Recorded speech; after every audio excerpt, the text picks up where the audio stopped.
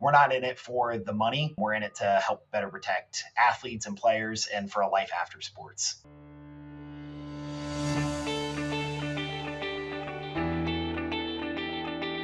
And I want a good show, damn it.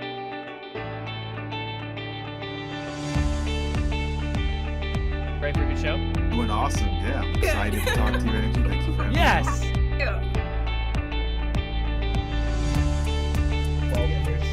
I've always been doing big into archery, and my dad said, "Hey, you guys want to start an archery store?" That's how it is. Yes, of course. Let's do this together. Hello, everyone. Welcome to another episode of the Ecommerce Show.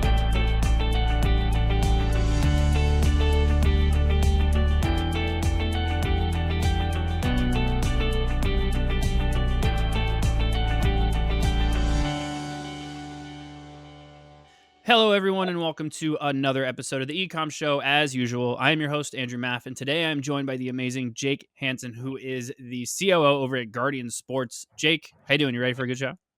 Yeah, looking forward to it, Andrew. Yeah, I'm so excited to have you guys on the show. I'm super stoked to just talk about this. I'm very familiar with the brand. I'm a big fan of the brand. Everything that you guys have been doing is really cool. So the idea that we got to have you guys on the show is great. I know CEO Aaron got pulled away for being interviewed on Wired, which I got to be honest, Wired, E-Comm show, like, come on. But, you know, what are you going to do? So Jake, I always like to start these off in a relatively stereotypical way of just like give you a second here. Tell us a little bit about your background, where you got started, how you got into Guardian Sports, and we'll take it from there. Okay. Yeah, no, that sounds good. So I can give you a little bit of background on Guardian Sports as a whole and a little bit on myself. So Yeah. Guardian Sports started, we are an offshoot of a company called the Hanson Group, which is a material science business making everything from bulletproof glass to self-sealing fuel tanks to all the golf ball covers for Vice, Maxfly, TaylorMade, and all the rock climbing holds in the world. So super interesting business where we basically solve big problems for companies like 3M, BASF. They come to us. We're the smaller, lean, nimble, quick, solutions-oriented company. And what happened is back in about 2010, there was a group of doctors that approached the Hanson Group with a soft shell helmet called the Gladiator helmet. It kind of harkens back to the padded caps that Don Beebe and Mark Kelso used to wear back in the days, except it was a soft shell helmet built into the existing football helmet. Yeah. At the time, Aaron and Lee, my parents, took that concept up to the NFL.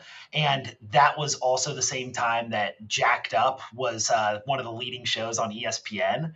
And they wanted those big hits. They said, we don't want a softer shell helmet. We want to hear the crack of the helmets on game days. I think that following that, you saw a huge wave of safety and people caring more. But at the time, it just wasn't there. At the time, I also started playing high school football.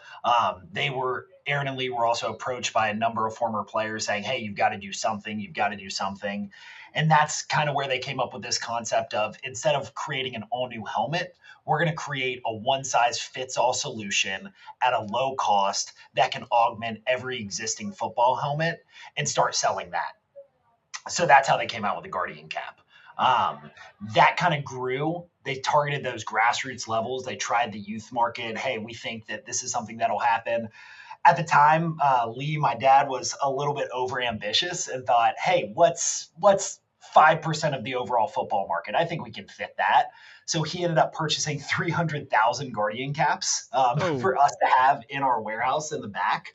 And that kind of brought my mom out of retirement, out of being a homeschool teacher being a middle school math teacher and the mother of 5 kids, into starting Guardian Sports. And from there, kind of grew, picked up by Clemson, South Carolina, and then it was just a word of mouth thing. So those circles began connecting over time, all the way to the point where we are now, where we are used and mandated by the NFL, CFL, worn by over 90% of college programs, and used by over 500,000 athletes every single year. That story is just absolutely crazy because, like, you know, I'm a big football fan. I know that you guys also do Pearl for lacrosse. Yep. I played lacrosse all through high school, so I'm very familiar with the brand. And I think the thing that's very interesting is, especially in the past like 5 to 10 years, you guys have really taken off. I know there's even conversations now about some football players possibly wearing the Guardian cap during the regular season, that they're exploring that now. You know, the amount of growth that you guys have seen has been just ridiculous comparatively, and it seems like you're just innovating different elements of sports. Because I also know there's what is it called? You have the additive to the turf as well, which is a big problem. Yep. Also, can you tell me a little bit about that? Yeah, so I mean, we Infill. yep, we There take it a is. lot of the core concepts. Yeah, that's it. It's Guardian Infill is what we call it. So we've taken a lot of the core values and the processes that made the Hanson Group successful and took it from a B2B space to a direct-to-consumer space. Yeah. So one of our core values that we have as a company is lead with yes. We think that there's a ton of opportunity on the other side of yes. So that's how we got started with the NFL. I mean, it was, we're going to jump into this. It was a call that Aaron and Lee got one day on Sunday. This is back in 2022 in March. And they said, hey, in 3 weeks, could you outfit all 32 teams with Guardian caps? And if we were to make this a mandate? They're like, yeah, sure, we'll figure it out. So that kind of same concept applies to all of the additional products that we've taken on over time, including the infill that you're talking about. We were looking at at what turf fields are made of. They're made of ground up car tires. That is tires that have had 50, 60, 100,000 miles worth of use on them. And they're filled with arsenic, lead, phthalates, just terrible things for the human body. I mean, you would see a guy in a Tyvek suit and a rebreather go out there, lay an entire field of a couple 100,000 pounds of infill, and then 10 minutes later take it off and say, all right, kids, you're good to go play on it. It just kind of made us think like, hey, there's something else that can be done. Like, well, a lot of what we do is, why hasn't this been changed? And that was the same thing with the infill. So instead of just sticking with the status quo, we said, what if we made this better? So we came out with a bio-based, it's over 40% corn and soy-based infill that keeps fields up to 30 degrees cooler than your existing crumb rubber.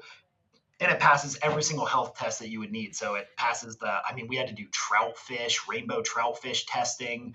You have to do recyclability, and it passes all of those. So all of our products and where we started and where we end up is, how do we make this better? And why hasn't someone done this before? Yeah.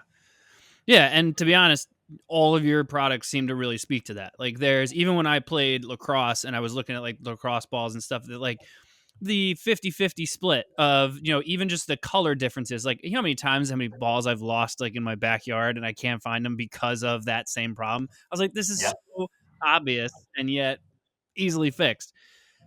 So one of the things I was curious about is like the sales approach, right? Like, you obviously kind of got approached the NFL teams and started that process. And when you have a product that is clearly, as a winner, it just stands out. It's clearly going to benefit everyone. It's obviously easier to sell, but there's still getting that word of mouth and getting out there and starting those conversations, getting those licenses done. Like, how did that whole process go through to start to get that in motion?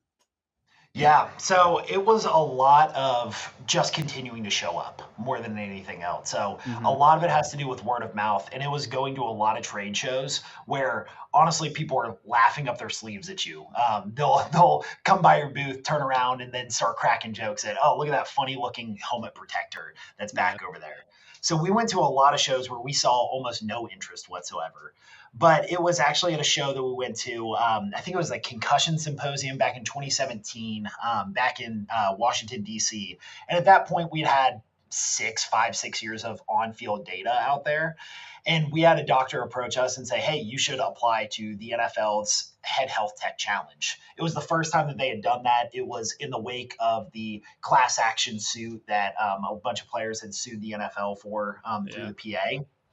And we were the first winner of the NFL Head Health Tech Challenge. So what that allowed us to do was it opened up our product to be tested by the NFL's laboratories for them to start to see, does this product actually work in the way that this company says that it does? Mm-hmm. And for us to have peer-reviewed research that backed up that fact. So honestly, we didn't hear a lot from the NFL following that up until that 2022 league-wide mandate. It had been a lot of, hey, we're testing this. Can you send us a couple more caps? And we're like, sure.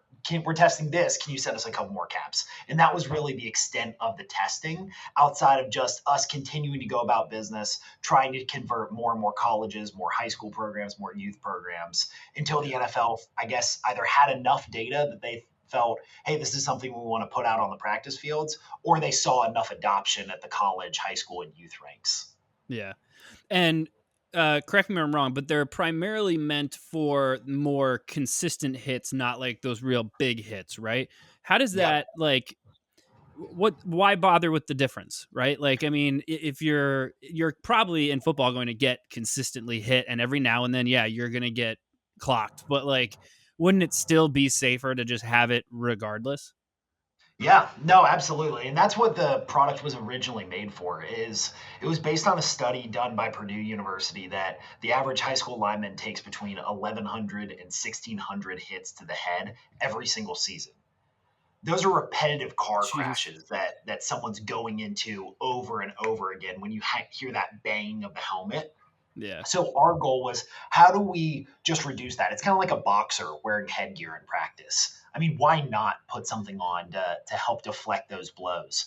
I think Boston University came out with a study that for every 2.6 years that you play football, your risk of CTE doubles. So it's not just those big hits that we're trying to avoid. Does it help with some of that? Yes, but honestly, no one knows what causes a concussion. We don't claim that we can prevent concussions because no one knows what it is. But what we're seeing is by reducing those non-concussive blows over time, maybe it makes your brain just a little bit stronger and will help protect you in the long term for a life after football. Yeah.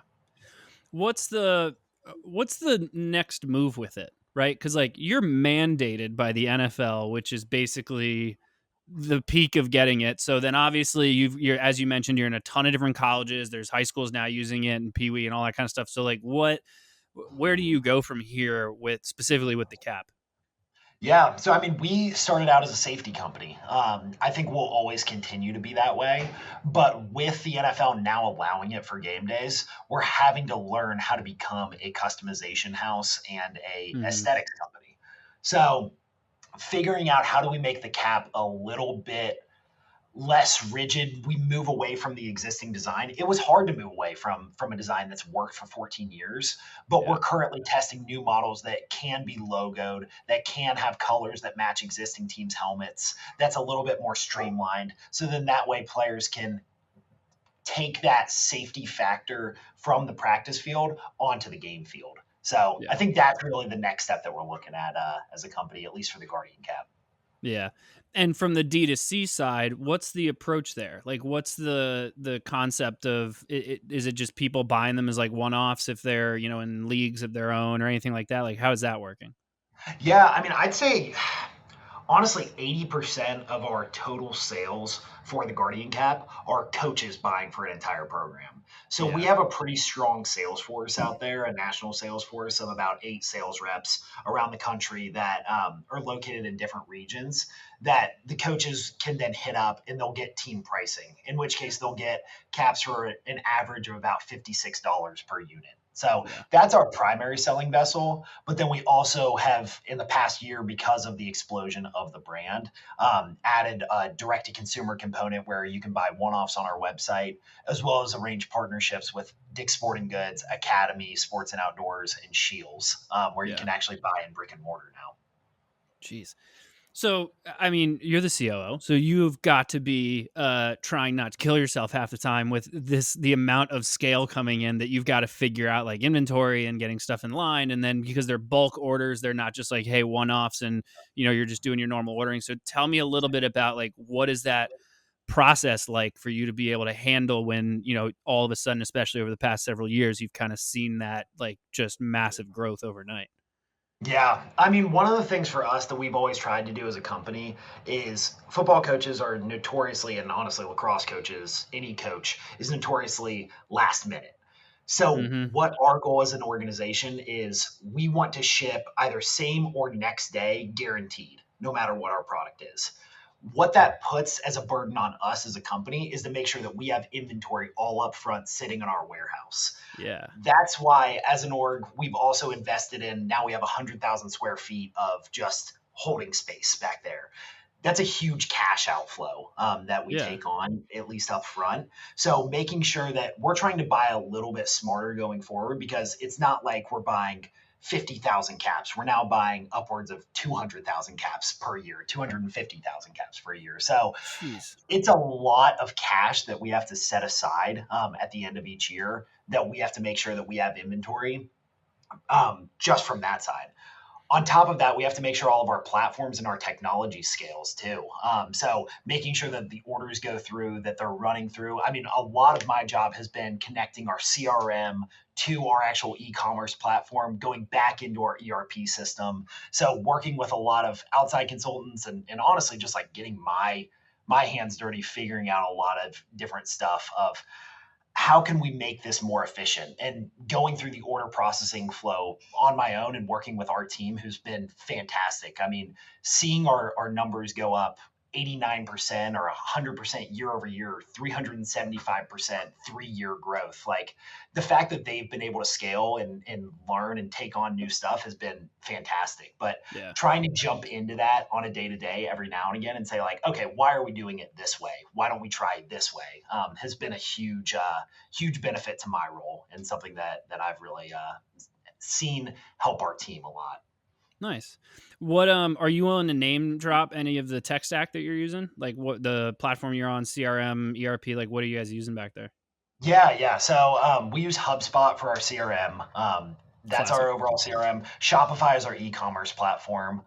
That's been a solid platform for us on that side. And then really, it's been trying to find that connection point between those two. That's been the most difficult for us. So we found some additional plugins. We've looked at Commerciant. We've looked at Quotific. So testing out some new opportunities there. That way, when a sales guy creates a quote, he's not then having to copy all that back over, send it to our ops team to fulfill. It's just going to directly fulfill from there. So working Oh with yeah. that ERP system, we're very quickly outgrowing this, but QuickBooks desktop, just Oh. enterprise is what we use. Oh yeah. So Wow. yeah, it's been a bit of a nightmare. Honestly, last year we made a switch due to some just poor advice to QuickBooks Online. And being an inventory company, it was a nightmare. So Mhm. QuickBooks Desktop is getting us through. Now it's third party hosted, so at least we've got that side taken care of. But we're gonna have to make a switch pretty soon up to Yeah. maybe a Sage or a NetSuite or something like that. So we'll Yeah. see. We'll see what the future has. But that's not a project that I'm really looking forward to taking on. Yeah, really? Jeez. What so the all the other products you've got going on. So we talked about like the lacrosse ball, you also have the other headgear, which is I believe it's also on the hockey side and just like really any physical sport, right? So all of the marketing for that, is it kind of a similar approach of okay, we're going after coaches in all of these different areas? Yeah, it's kind of interesting. So we have to switch our approach depending on the product line. So a Yeah. lacrosse ball we found is really a commodity good. So originally we allocated an entire sales force to it, similar to what we did with caps. What we found is that coaches are really just going to purchase that either online or through just a quick purchase order. They don't really need to be sold on what the product is. So we've Yeah. allocated a lot more dollars towards our digital spend when it comes to Pearl, and that's really where our money goes. We have a couple reps that take orders that will deal with coaches, but the lacrosse ball is really a commodity direct to consumer product. Same with Loop, another new product that we've added because it's just a one off. It's a Mm. soft shell headband that you can Mhm. wear. It's the number one rated, lowest cost on the market. I think I think a lot of it, honestly, Andrew, has to do with the price point and the average order value. I think when you get that sub $50 for your price, you can go direct to consumer. I think when you're talking about your Guardian caps where you're buying for an entire football team and it can be $2,000 to $3,000, that's where you need a little bit more of that hand holding, and you need that sales professional to kind of guide a coach through that process. Yeah, that makes sense. The other thing I was thinking about too. So obviously you mentioned you've got all this cash in an inventory that you guys have to deal with, and you're kind of adjusting that. But correct me if I'm wrong, the company was more or less bootstrapped, correct? Like there was no crazy capital investment or anything like that. Like it's all been taken from the beginning. So is that still the case, or have you guys started to kind of get involved elsewhere? No, luckily, have not been dilutive whatsoever. So still family owned, 100% bootstrap, no debt, nothing else on the balance sheet. So we were originally funded by the Hanson Group. I point behind me because they're on the other side of that wall of me. But originally started with them where they covered us for probably the first 5 or 6 years. And then after that, just been seeking profitable growth. So we've been trying to end every year with cash on our balance sheet that we can then invest in inventory. And luckily to this point, have not had to take any outside capital, any outside debt. We've been fully liquid our entire experience, which has honestly been a blessing from our sense because we're able to pivot, add new products, bring on new people, and just change, be really nimble. So it's been great. It's been a really great blessing for us as a business. Are you aware of how incredibly rare that is to have a bootstrapped business that you now own 100% of, still clearing 9 figures pretty easily, globally known more or less at this point, and just continuously scaling without any debt, without anything? Like that's not really a thing. I could probably count like maybe 3 that I know of off the top of my head, and you're one of them. Yeah, no, we're blessed on that side. Just the fact that we've been really conservative and really smart with how we allocate our capital. We make sure we pay our people well. We've got a revenue sharing plan for all of our employees that they're tied to a percentage that as the company grows, so too does their stake in the business. No one has any equity, but at the end of every quarter, we say, hey, this is how much we made. This is how much you're going to get paid. So I think it's really taken a lot of buy-in, and I think that our people see that, and we try to reward them pretty well for it. So it's been really exciting and has been great for us. That is awesome. Jake, I don't want to take up too much more of your time. I know you're super busy. I obviously really appreciate you having you on the show. I would love to give you the opportunity to let everyone know where they can find out more about you and, of course, more about Guardian Sports. Yeah, no, if you want to find out more about us, just go to guardiansports.com. You can reach out to us on our website from there. You can either buy directly a product directly on our website or just reach out to a quote, and one of our sales pros will get back to you in the next 2 hours usually. So we're happy to bring any business our way. And just really, our mission is to go out and help more athletes. So anytime we can get out there and get connected with someone, we're not in it for the money. We're in it to help better protect athletes and players and for a life after sports. Love it. Jake, thank you so much for being on the show. Of course, everyone who tuned in, thank you as well. Please make sure you do the usual: rate, review, subscribe, all that fun stuff on whichever podcast platform you prefer, or head over to ecommshow.com to check out all of our previous episodes. But as usual, thank you all for joining us, and we'll see you all next time. Have a good one. Thank you for tuning in to the Ecomm Show. Head over to ecommshow.com to subscribe on your favorite podcast platform or on the BlueTuskr YouTube channel. The Ecomm Show is brought to you by BlueTuskr, a full-service digital marketing company specifically for e-commerce sellers looking to accelerate their growth. Go to BlueTuskr.com now for more information. Make sure to tune in next week for another amazing episode of the Ecomm Show.